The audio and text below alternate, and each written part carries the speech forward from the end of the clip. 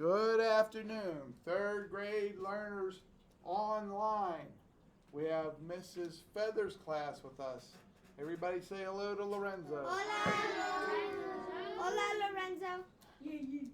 All right. Okay, thank you guys for saying hello, greeting Lorenzo. Lorenzo, I have good news for you today.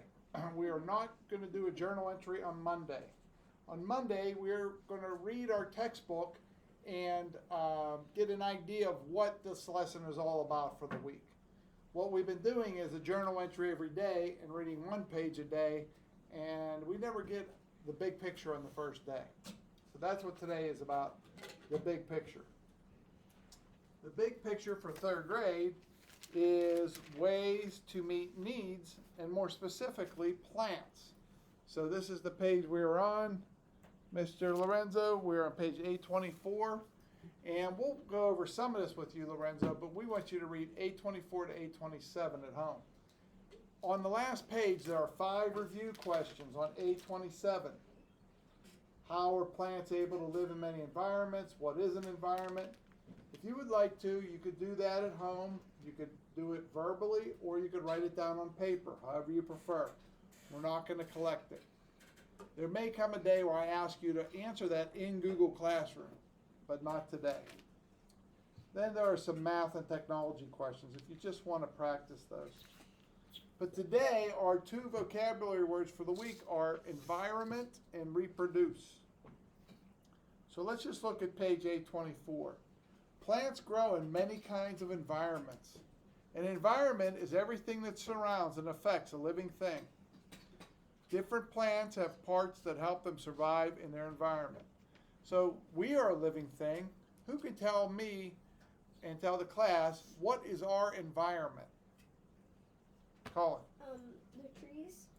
Yes, there are trees The outside, plants outside, grass, animals. Anything that surrounds us and affects us is our environment. Okay?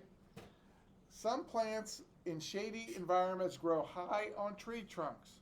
This allows the plants to reach sunlight, but their roots cannot reach the soil. The roots are able to take in water from the air. Other plants, like cactuses, can store water and use them at a later time. So cactus are specially designed plants. They don't want watered every day. I bought some cactus plants one school year, and at the end of the school year in May, I left them on the windowsill and I kind of forgot about them.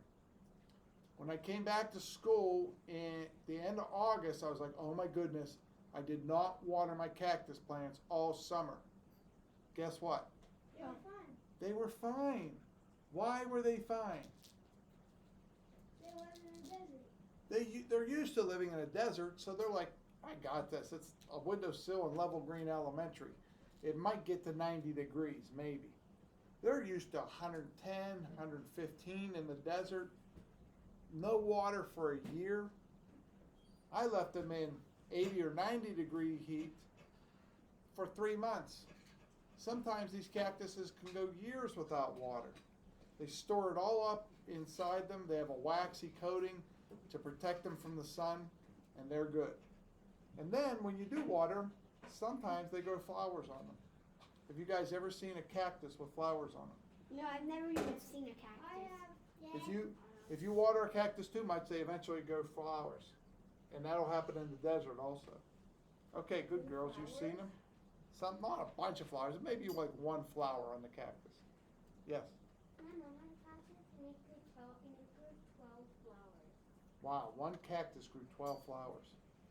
So depending on where that plant lives, the root system, the leaves, the stem, the structure of that plant is going to be very specialized to help it survive.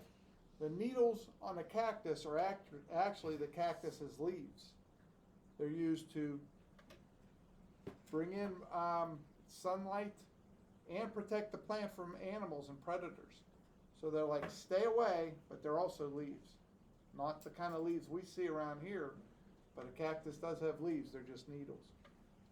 All right, we will continue to learn about this with the quiz on Friday. No journal entry on Monday.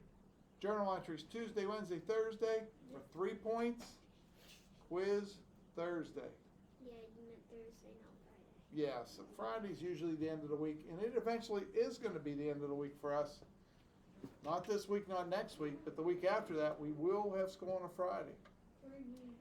Right, and then it's every other week in October, and then we're trying to figure out what we're going to do after that as far as, are we here 4 days a week? Are we here 5? There's no final decision about what happens after October. We will see. Okay, be sure to read those pages in your book, and journal entries start tomorrow. Everybody say goodbye. We have some absent people. We have absent people.